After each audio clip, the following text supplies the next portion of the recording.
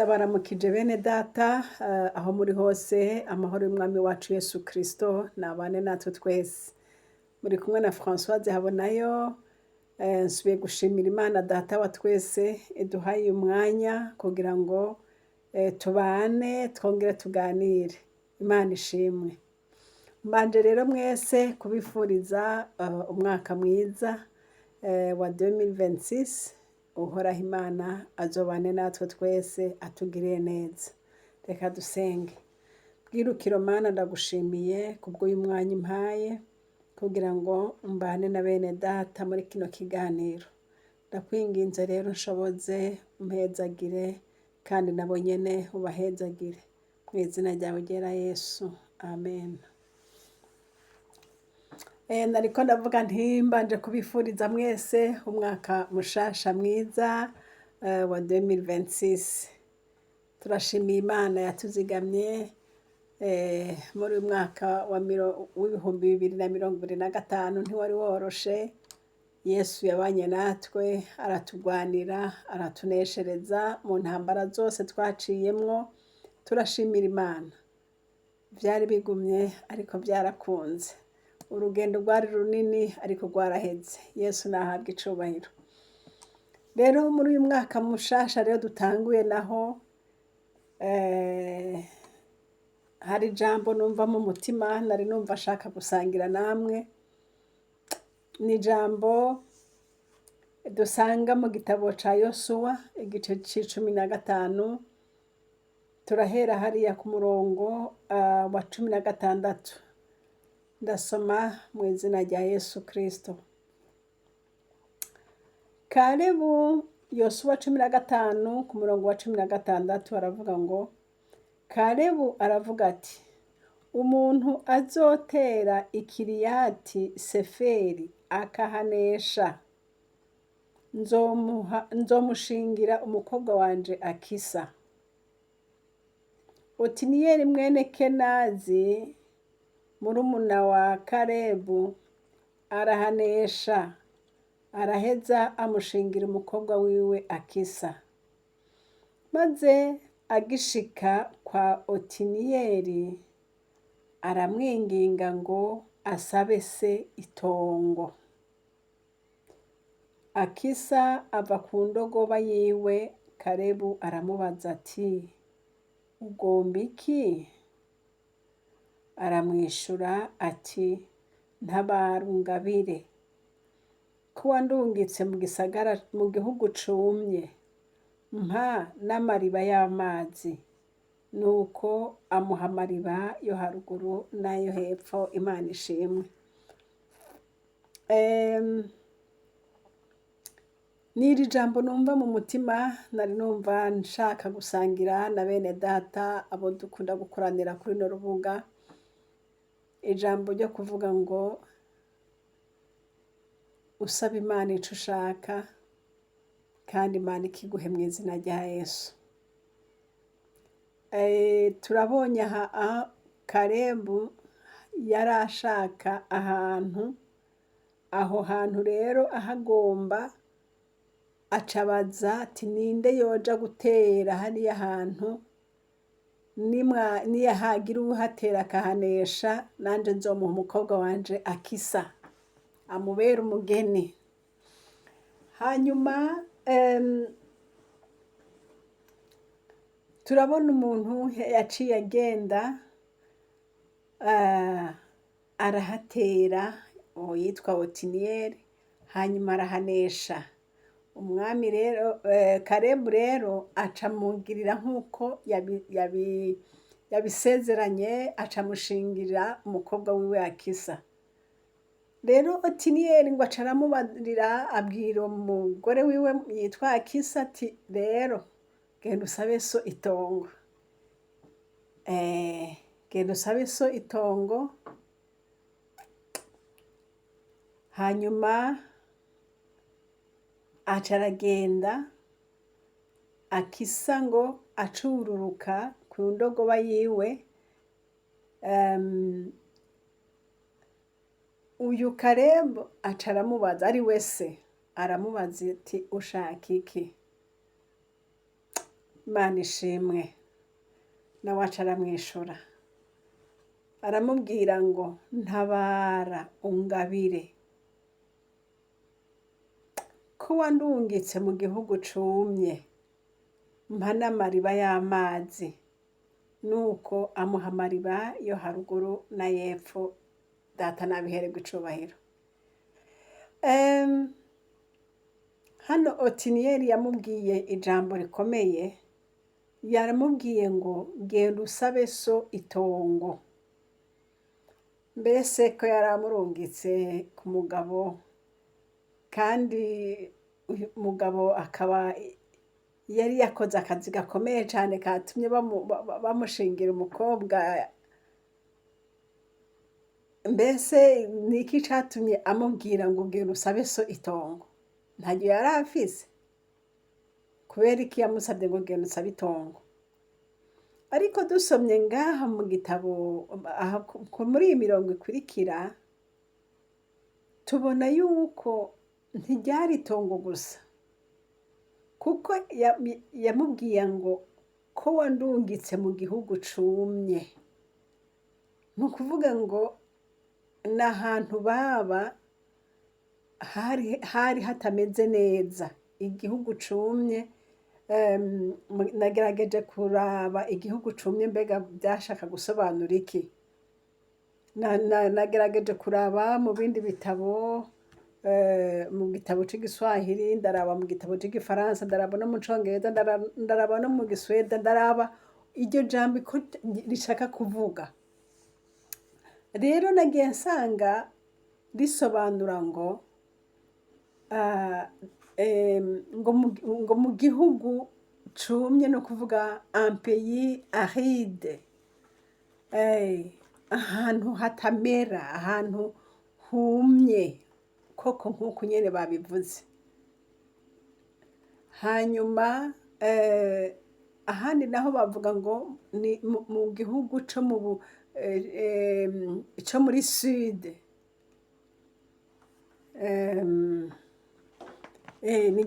igihugu co muri sud, niko nasomye muri ibyo bitabo bitandukanye, ngo mu gihugu co muri sud kandi cumye.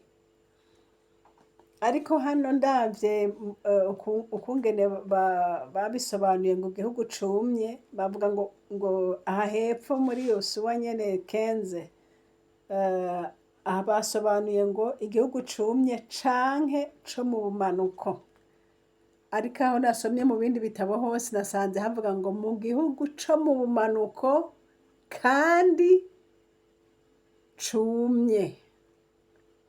Si ukuvuga ngo canke cumye, ni igihugu co mu bumanuko kandi cumye. Rero nshuti zanje, bene data, uyu Akisa yari yagiye gukora igikorwa, yari agiye atwawe nkaho canke bamushingiye nkaho nk'impera ya Otiniyeli, kuko yari yakoze igikorwa gikomeye bamutumye. Aca ahabwa umugore Akisa, aca avuga ati none rero ko ndonse uyu mugore, je veux en profiter, ndagomba kugira ngo ambere umugisha koko. Ti rero genda usabe itongo naryo. Ariko Akisa caragenda caravuga ati nukuri urabona ko warandungitse, undungika hariya mu gihugu cumye, mu gihugu co mu bumanuko cumye, none ndakwinginze umpe amariba. Se ngo aca aramubwira, ngo aca amubarira ngo aca amuha amariba y'amazi. Ngo nuko amuha amariba yo haruguru na y'epfo. Imana ishimwe. Ico ndakwifuriza nshuti yanje uriko urankurikira hano, bishoboka ko umwami Yesu Kristo hariho ivyo yaguhaye deja, aza yaraguhaye, ariko naho yabiguhaye ntuzureke kumwongeza. Data arumva kandi data arishura. Ntuzuvuge ngo uriko uragora Imana, oya, nturiko urayigora, yibwire ivyo byose biri ku mutima wawe. hariho ivya mbere yaguhaye. Ica mbere data yaguhaye ni ugushika mu mwaka mushasha, nahabwe icubahiro. Twese yahaduhaye. Twaharonse, abazima twese turahari, twaharonse, data nashimwe. Ariko kandi naho twaharonse hariho ibindi tuhakeneye. Kandi ivyo tuhakeneye navyo tubibwira data wa twese kandi arumva. Akisa yavuze ati urabibona ko wandungitse mu gihugu cumye. Nawe aho uri nurabe, mbese nawe hoba humye? Woba wisanze ahantu humye canke woho bimeze bite? Uko bimeze kose data umubwire. Akisa muri iki gihugu yari arimwo yari akeneye amazi kuko hari humye. None nawe ukeneye iki? Ushobora kuba waronse akazi ahantu Yesu yaguhaye, ariko muri ako kazi naho nyene uhakeneye ubwenge kugira ngo ushobore kubana n'abantu baho mukorane neza mwumvikana. Ushobora kuba Yesu yaguhaye urugo, ukaba uri umugeni, Yesu yakugiriye neza. Aho naho uzuhasenga uti Mana, ko wampaye urugo umpe n'abana. Ko wampaye urugo umpe kumvikana na baramukazanje, umpe kumvikana n'umutware wanje, umpe kumvikana n'amabukwe, umpe kumvikana n'ababanyi. Usenge kugira ngo data akuzurize umunezero wawe. Akisa ntiyanezerewe gusa ngo nuko yagiye, ariko uko yahasanze yavuze ati hariho ndashaka impinduka. Imana rero irumva iyo tuyisavye. Ico ndakwingingira canke ndakwifuriza nuko data yokuzuriza, hamwe n'ivyo yaguhaye akuzurize. Ashobora kuba yaguhaye urudandazwa rwiza, canke yaguhaye proje nziza, canke yaguhaye ivyo yaguhaye ivyo nyene. Usenge data akuzurize.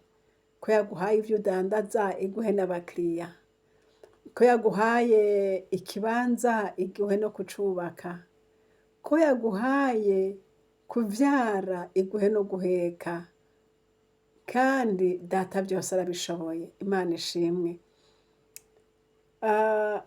Karebu yabonye Akisa aje ngo yumva aratangaye, yumva nyene agomba kumenya ikimuzanye. Kuko iyo wamaze kurungika umuntu si vyiza kumubona agaruka. Iyo agarutse womenga nyene hariho ikintu kitagenda neza. Nawe aca yihuta kumubaza ati namaki bibaye gute? Uwundi ati ntabara. Urabona ko wandungitse mu gihugu cumye. Mwene data nshuti yanje, weho namba hariho ico wabonye c'ikintu kitatumbereye kitameze neza muri ivyo data yaguhaye, nawe umusabe arakumva. Imana nihabwe icubahiro.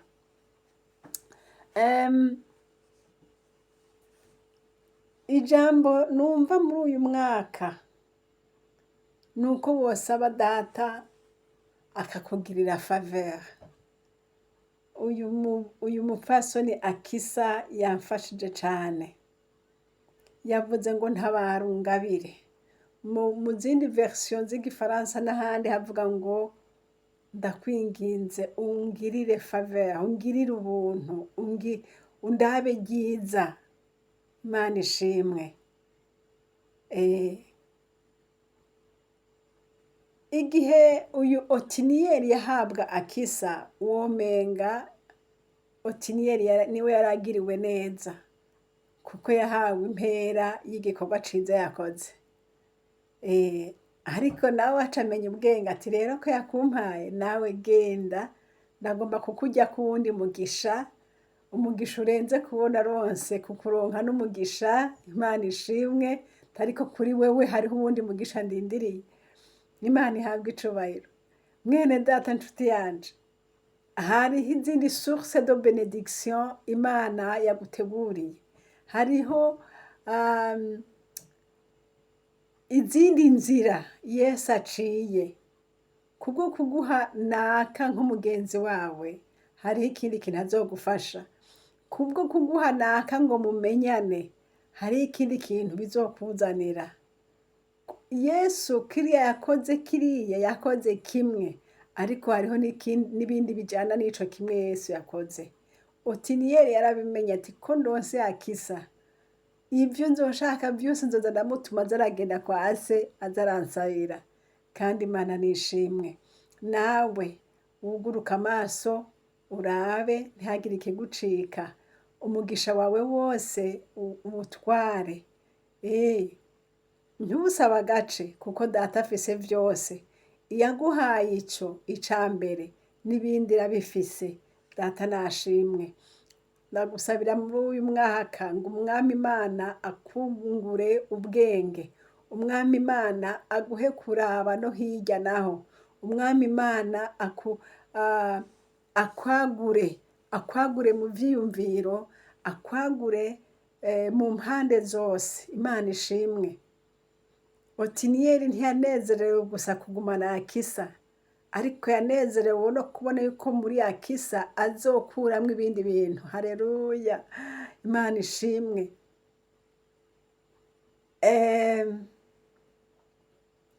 Igihe yavuga ngo ntabara se ungabire, yarashaka kumenya ugomba ndakugabira iki. Hari igihe duhora tuvuga ngo Imana izi vyose, ntituba tubesha. Imana izi vyose, ariko muri vya bindi vyose Imana izi na vya bindi vyose Imana ifise, irakubaza ngo wifuza iki, ugomba ndagukorera iki. Turamaze kubona ahantu henshi Yesu yagiye arabaza ati ugomba ndagukorera iki. Nk'igihe impumyi yagenda imbere yayo, Yesu irabona ko ihumye kandi yarazi ko ikeneye kubona, ariko aravuga ati ndagukorera iki. Yesu arashaka ko uvuga, ukavuga ico kiri ku mutima, kugira ngo niyagishitsa, haleluya, ubone kumushima. Imana ishimwe. Haca arabaza Otiniyeli ati mbambe arabaza akisa. Akisa aramwishura ati mbega urabizi, erega hari ahantu wandungitse. Yo, erega kumbure ntiwabimenye, hariya ni mu gihugu cumye, harumye, nta mazi ariyo. Ahantu hatagira amazi ntiwotera, ahantu hatagira amazi ntiwokwimbura, harumye. Imana ishimwe. Data akora igitangaza, akora igitangaza mu bugingo bwawe. Uhindure situation y'aho hantu, uhindure ivyo bintu ubona byugaye. Kubwo kuhashika kwawe muri ivyo biro, ugira ico uhindura. Kubwo kuhashika kwawe muri iyo ntebe wicayemwo, ugira ivyo uhindura. Haleluya. Kubwo kuhashika kwawe bize bimenyekane ko haciye. Imana ishimwe. Ndazi kuri kurakira ivyawe mwene data, kubw'intambuko Yesu yagukoreye, n'izindi zose zirakurikira. Kubwawe we wahashitse, uhetse umugisha mwinshi uzohesha n'abo muri kumwe. Uhetse umugisha mwinshi uzohesha n'uruvyaro uzovyara.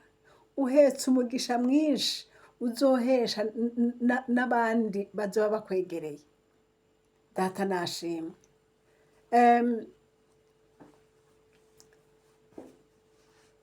Akisa yagiye nka kado y'Imana. Otiniyeli amugirira ku mugisha. Nawe sinzi akisa wawe icarico, ico Yesu yaguhaye. Hariho impembo Yesu atanga. Haleluya. Hariho impembo Yesu atanga ku bantu bamukorera, ku bantu bamwizigiye, ku bantu bamurindiriye. Kandi iyo mpembo nayo niyo ikimazi, ariko kandi isaba ko nayo nyene wigiranamwo ubwenge. Ushobora kugenda ahantu ugahembwa amafaranga menshi, ariko muri ayo mafaranga nyene menya ingene uyakoresha. Usaba ubwenge bw'ingene uyakoresha. Imana ikora yante ati genza kora iki nico kizovamwo ikintu, kora iki nico kizovamwo ikintu. Hariho ico Imana yateguye ku bugingo bwawe muri uyu mwaka, ariko bigusaba ko nawe ugira ubwenge. Otiniyeli yaramenye ati kuri Akisa nzohakuramwo ibintu byinshi. Ica mbere turashaka amazi. Iki gihugu ko cumye twoyakura hehe? Umwami ashimwe ngo acamuha amazi yo haruguru na y'epfo. Amazi yo haruguru azovomera ivyo haruguru, amazi yaha nayo azovomera ibyaha. Ni ukuvuga ngo iyo kumbura yari kumuha amazi y'epfo, ivyo haruguru vyari kubura, ariko data amenya vyose. Haleluya, ndamukunda Yesu. Pfa gusaba gusa Yesu azokuzuriza, arazi ibigufiriye. Akisa aca agirirwa neza n'Imana. Umuvyeyi we waramunezererwa, aramwumva, aramutahura, arumva ko asabye ikintu c'ubwenge. Wowe umuntu yamubwiye ati ko wandungitse, daboro sije nijanye, ni wewe. Tika rero kandi ko wandungitse, hajya ahantu nasanze hameze uko, none wokwemera ko noba ahantu humye kandi ari wandungitse atarije nijanye? Tireka ndaguha amazi yo haruguru na y'epfo. Ni ukuvuga iki? Reka ndagufashe umwami se wiwe Karebe aca aramufasha, aramwumva, aramwuzuriza, igisabisho ciwe kiba kirujurijwe. Yesu nashimwe.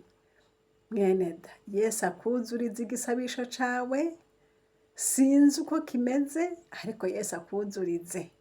Kandi arakuzuriza kuko n'ivya mbere niwe yabiguhaye. None yoguha inzu ikananirwa kuguha ivyo mu nzu, ikananirwa kuguha intebe wicaramwo? Mbega yoguha akazi ikananirwa kuguha ubwenge bwo gukora ako kazi? Yesu arabifise byose rero. Yesu ko yaguhaye ivyo yaguhaye, n'ibindi vyo kuzuza arabifise. Data nashimwe. Niryo jambo nagomba kubatekerera muri uyu mwaka. Ko Yesu yabahe gushika muri uyu mwaka, abahe n'ibibakwiye muri uyu mwaka. Ko Yesu yaguhaye kwicara aho wicaye, aguhe no gutekana aho hantu nyene. Imana nihabwe icubahiro. Ayo mazi akamye, aho hantu humye, umaze kuhashika ukabona hariho kasoro, ukabona hari kibuze, bwira Yesu, nawe aravyumva. Imana ishimwe. Irindi jambo numva ngomba kubatekerera muri uyu mwaka nyene, ni jambo dusanga hariya mu gitabo c'abami ba kabiri. Abami ba kabiri igice ni 6 ku murongo wa 16. Aramwishura, duhere ku murongo wa 15. Abami ba kabiri igice ca 6 ku murongo wa 15. Maze umukozi w'uwo muntu w'Imana avyutse kare mu gatondo, abona ingabo ziri kumwe n'amafarasi n'imikogote bakikije ico gisagara. Uwo mukozi abarira shebuja ati, biracitse databuja, none tugire dute? Aramwishura ati, ntaco utinya, kuko abo turi kumwe ari benshi kuruta abari kumwe nabo. Maze Elisa arasenga, haleluya, ati, Uhoraho, ndakwinginze muhumura amaso arabe. Nuko Uhoraho ahumura amaso y'uwo musore, araraba. abona umusozi wuzuye ko amafarasi n'imikogote vy'umuriro bikikije Elisa. Imana data wa twese n'agahezagira. Iri jambo rindi ni ijambo rizodufasha muri uyu mwaka, wewe nanje tuvyizere. Intambara uzogira muri uyu mwaka ntizobura, kuko Satani yama ariko aratera ubwoko bw'Imana. Aha atusomye dusanga Elisa nta kindi yarazira, yazize ngo nuko ngo Imana yama imutuma akaburira Abisirayeli igihe umwami w'Isirayeli yabaje kubatera. Hanyuma ngo umwami w'Isirayeli ngo aca arashavura ngo ninde wo muri aba turi kumwe yamba agenda kudevuara amasokre, akagenda yama aja kuburira Abisirayeli. Ninde iyo tugize imitego, iyo dufunditse ijambo tuti tuje gutera bariya, ninde aca agenda kubabarira? Baramwisha baterega mwami hari ico utazi.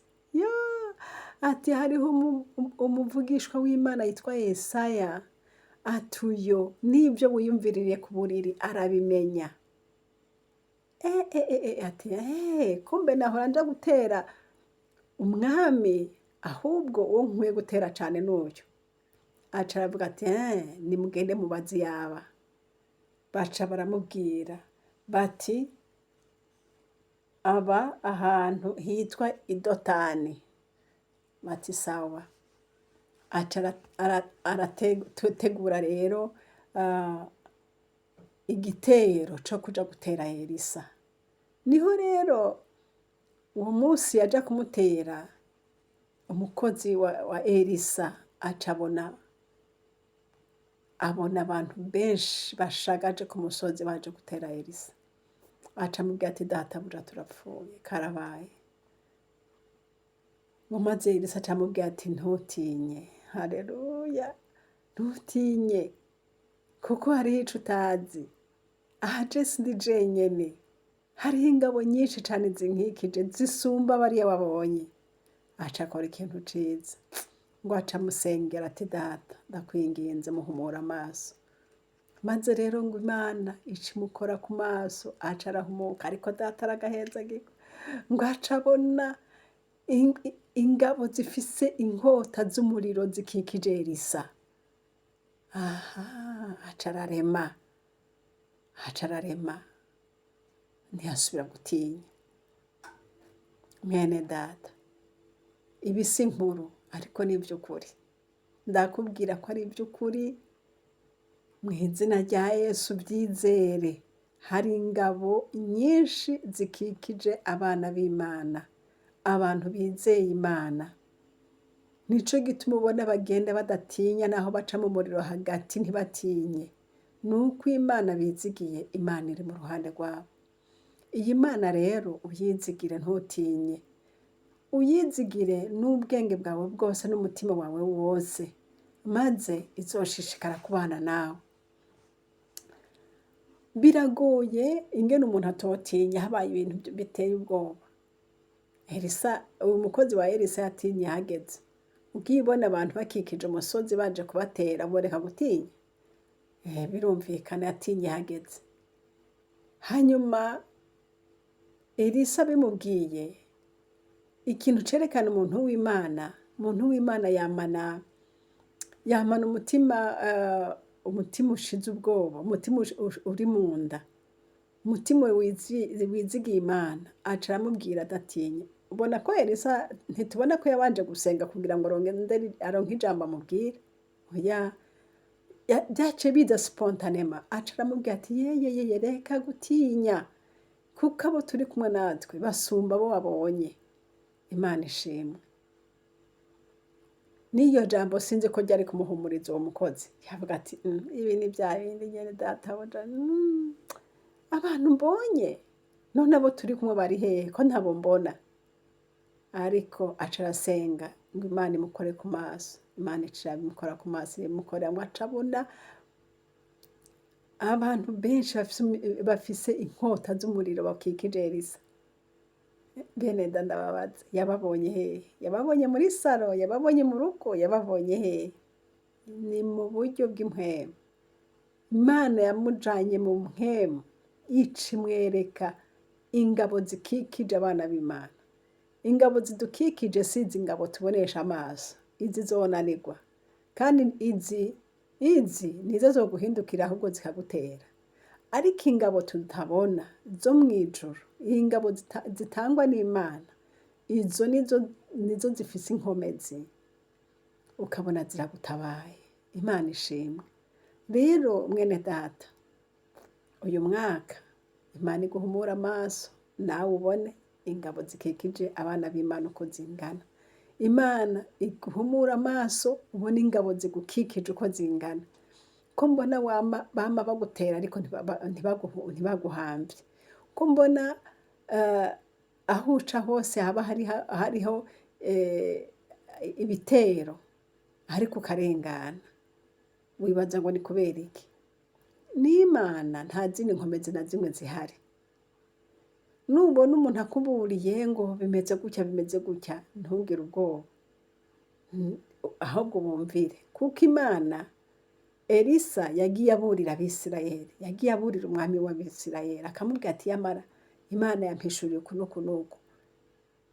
Ni vyiza kumvira Imana bene da. Hari abantu batumvira Imana, n'iyo Imana ibatumye ko imburi ntibumve. Ariko ivyo navyo nakaga. Imana irashaka ko twumvira imburi. Kuko utumviye imburi, kenshi na kenshi ubigwamwo kuko wanse kumvira. Ariko abo Abisirayeli, umwami w'Isirayeli yakijijwe no kuza arumviriza Elisa. Yesu nashimwe. Ico ngombye kuvugira aya majambo, nuko natwe twinjiye mu mwaka mushasha tutazi ivyo tuzohuriramwo. Ariko mu buryo bwose canke mu mpande zose, ico dusabwa ni ukwizigira Imana. Tukamenya ko bariya abantu uriya mukozi wa Elisa yabonye bari kumwe na Elisa, natwe Imana itwugurura amaso tubona bari kumwe natwe uko bangana. Kandi niyo wavyizera ukamenya ngo aho uri hose hariho ingabo zo mw'ijuru zigendana nawe, ntuzotinya, uzoshira umutima mu nda. Rero ntimutinye. Uko bimeze kose mwizigira Imana. Hariho ingabo zo mw'ijuru zigendana n'abantu b'Imana. Hariho ingabo zo mw'ijuru zigendana n'abakozi b'Imana. Hariho ingabo zo mw'ijuru zigendana n'abantu bakorera Imana. Imyampi ya Satani ntikagutera ubwoba. Satani azoguma atera ariko ntazonesha. Mw'izina rya Yesu twama tugenda duca mu mahwa, tugenda duca mu masase, tugenda duca mu bintu vyinshi ariko tukarengana kuko Kristo atubereye maso. None namwe rero Kristo azobabera maso kandi arababereye maso. Kimwe gusa mu mwizere, kuko nimutamwizera muzoranduka umutima nk'uko uyu mukozi yarandutse umutima. Nimutamwizera muzokwama muhagaritse umutima, murye ntibishike mu nda, muhure n'umuntu wese umwikeka ngo nguyagira nyice ngo ubagira nyice. Uhava usanga mu mutwe warasaze kubera kutaruhuka, kubera kutaryama, kubera kuguma wiyumvira ngo naka. Eka rema nshuti, rema shira umutima mu nda. Yesu yaguhamagaye arakubona. Yesu aragukunda kandi Yesu yagupfiriye arazi ingene ari bugutabare. Rero ntugahagarike umutima ahubwo wizigira Imana. Imana ishimwe. N'iryo naryo murishire ku mutima ko hariho ingabo nyinshi ziri mu ruhande rwanyu ataco muzoba. Yesu nahabwa icubahiro. Irindi jambo rya gatatu turisanga mu gitabo ca Yohana igice c'15 hariya ku murongo Yohana 15 ku murongo wa kangahe uyu murongo wa gatandatu, Yohana 15 ku murongo wa gatandatu haravuga ngo iyo umuntu atagumye muri jewe atabwa nk'uko ishami riteregwa inyuma y'umurima w'umuzabibu w'imizabibu rikuma, maze ayo mashami bakayatororokanya bakayaterera mu muriro agasha. Iri jambo rivuze ngo iyo umuntu atagumye muri Kristo Yesu, ngo atabwa nk'uko ishami riteregwa inyuma y'umurima w'umuzabibu. Aha tubonye aka karorero ngo nk'uko ishami riteregwa inyuma y'umurima w'umuzabibu. Ni ryari ishami riteregwa inyuma y'umurima w'umuzabibu? Iyo umuntu ariko ararima hakaba hariho ishami ryakorotse, baca baritora kuko bariko bararima ngo bakariterera inyuma y'umurima. Munkurikire neza, inyuma y'umurima, ntibarishira mu murima.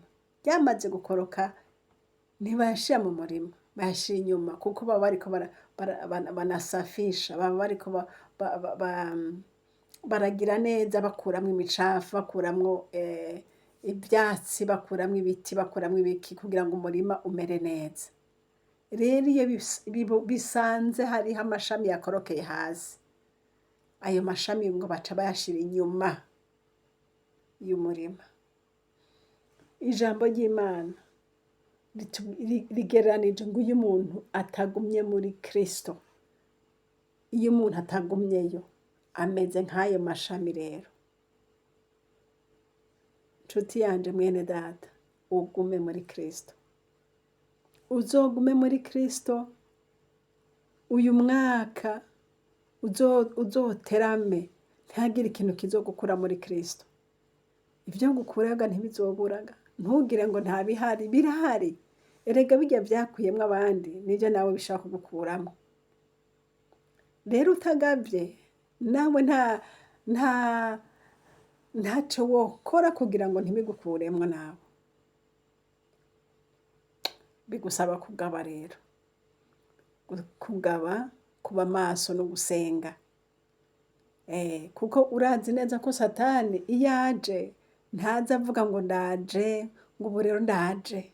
Oya, aza mu kayombekere kandi aza yinyegeje. Akaza aje mu bintu womenga n'ibintu ordinaire canke ibintu normal, ariko vyinyegejemo akandi kantu. Rero tugabe uyu mwaka, uze kwambara ukugaba, uze wambare kugaba, kuba maso, wamusoma ivyanditswe, urabe mbega ntaco Satani yaba yinyegejemwo. Uzoca ukibona. Imana idufashe. Abantu muri iyi minsi bariko barasubira inyuma, beneda, bariko barahindura ivyanditswe. Namye nsoma umuntu w'Imana yakoreye Imana, yarongoye igikorwa c'Imana hano muri kino gihugu, ariko arasobanura ibintu byatumye abantu benshi bandika kuri mu makomantere, bakavuga ngo ariko ngo Lewis Petrus yokongera akagaruka akaraba ishengero yasize uko ririko riramera uyu munsi, ngo yobabara cane. Aba bantu izo komantere bazivuze bashatse iki? Bariko bararaba iki? Bariko bararaba umukozi w'Imana yariko arasobanura ibintu biriko birasubiza inyuma benshi, aho icaha umuntu atagifata nk'icaha, ahubwo nk'aho womega agomba kugisasira. Mbese ntanga akarorero, umurozi uwo mubembereza canke umurozi uwo mwexcommunia ukamukura mu ishengero, natihana ngo abireke, uwo mugumizamwo,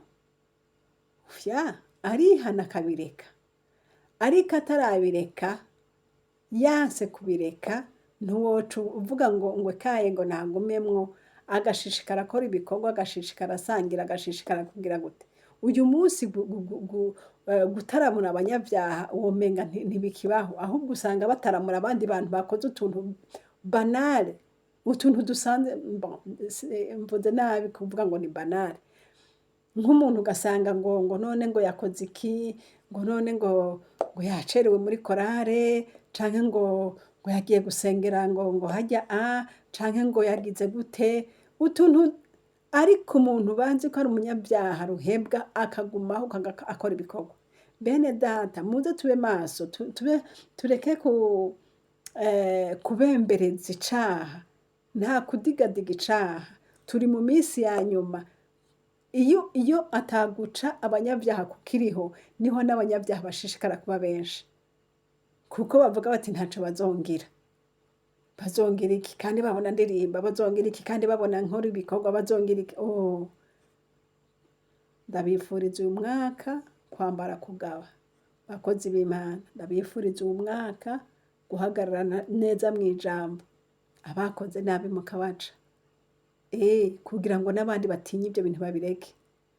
Niko bimeze niba icangiro rigomba guhagarara rikaja imbere, tugiye kugira ico dutinya. Kera niho nahora mbona abantu baratinye icaha, kuko bavuga ati yo bava banje. Ariko uyu munsi urahura n'umuntu akakubwira ngo maze iminsi ntasangira, wakoze iki? Yo ngo nagiye ngo kwa naka, ngo hari igikwana, ngo ngendayo, ngo hanyuma ngo sinzi abandeze, ngo ivyo bigatuma umuntu muca. Ariko uwundi muntu agendera mu vyaha, muzi neza ko afise abagore babiri, hakaguma ngaho, umuntu bakavuga ati yamara urya muntu n'imborerwa, yamara urya muntu n'umuki, mukagumugumizamwo. Data dutabare. Ico numva ninginga Imana ngo muri uyu mwaka muze mugume muri Kristo Yesu, n'iri jambo, ngo kuko nimutagumamwo Data azobashiburira kure inyuma y'umuzabibu. Niko vyamye, umuntu atagumye muri Kristo Yesu ashiburirwa inyuma y'uruzabibu, ashiburirwa inyuma y'ishengero. Iyo umuntu atagumye muri Kristo,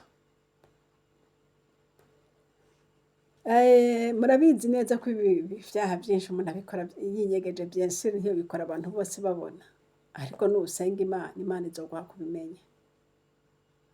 Abantu b'Imana baba abantu b'Imana, abariko baja mw'ijuru baba abantu baja mw'ijuru. Ivyo nari ndababwiye uwo muntu yanditse muri commentaire ati Lewis Petros yogaruka, ariko aravuga ishengero rya Pentecote ryino, aho umuntu ariko arigisha ngo abo bantu ngo bakora imibonano mpuzabitsina basangiye ibitsina, ngo aba bantu ngo n'abantu b'Imana, ngo n'abantu ngo tubakunde, ngo bagume mw'ishengero, ngo bagire. Urumva ivyo bintu? Bagume mw'ishengero kweri, kandi bakora ikizira ico Imana yabujije. Abantu rero bagaca bandika muri commentaire ngo ivyo bintu mvuze ngo Imana igutabare wihane. Kubera iki? Kubera bo bisanze bagavye mu mitima, baca babona ati uyu muntu ariko arigisha ibitari byo. Uyu munsi none nibataza baraca abantu hamwe nabo, ntubona yuko aza bari ibintu bitari vyiza? Nibaza barigisha ngo babakunde, ngo babigumizemwo, wewe wumva ivyo ari kuvuga iki? Wumva bataba bariko barigisha abandi ngo babijemwo? Ahubwo tube maso tugabe, tube maso tugabe, umuntu wese ateramira ubugingo bwiwe, kandi ibyo wigishwa byose ube maso, usome ivyanditswe urabe. Ico ndiko mvuga uyu mwaka, ukubera umwaka wo kuba maso, ukubera umwaka wo guteramira ubugingo, ukubera umwaka wo kuguma muri Kristo Yesu. Ugume muri Kristo Yesu, umukorere. Data yaravuze ngo ishami ryose ryo muri jewe ryama ndarituturira kugira ngo rushirizeho kwama. ugume muri Kristo Yesu, wame imbuto kandi imbuto zigumeho. Ndakwifuriza kwama imbuto nziza, ndakwifuriza kuguma muri Kristo, kandi Umwami Imana azorushizaho kugututurira kandi uzorushizaho kuguma wama. N'ayo majambo Imana Data wa twese bahezagire. Mwari kumwe na Françoise Habonayo, reka nsenga Imana. Gitanda rurakoze kubw'aya majambo mpaye kugira ngo nganire na bene data. Yesu kumbure narondogoye ariko ndi imbere yawe ngo mpwemu yera afashe mwene data nkurikiye muri kano kanya. Mwami Yesu, aya majambo azomubera impamba izomufasha muri uyu mwaka wose.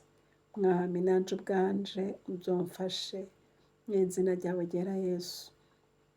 Uzoturinde gusubira inyuma Mana, uzoturinde gukora igikorwa cawe tunebwa mu izina rya Yesu Kristo. Uzodufashe uduha amaso abona ibiza vyiyoberanije, ibiza vyizanye nk'aho umenga birera kandi ari ibikorwa vy'umwijima. Uradufasha uduhe kubizibukira mu izina rya Yesu. Mana hezagira umuntu wese anyumvise, umwongereza umugisha uzoba ukoze mu izina ryawe ryera Kristo. Amen. Nari kumwe na Françoise Habonayo. Nomero zanje ni za zindi, ni +46 768 00 65 46. Kandi iyi shene turiko ni shene Habonayo. Imana niduhane umugisha namwe. Amen.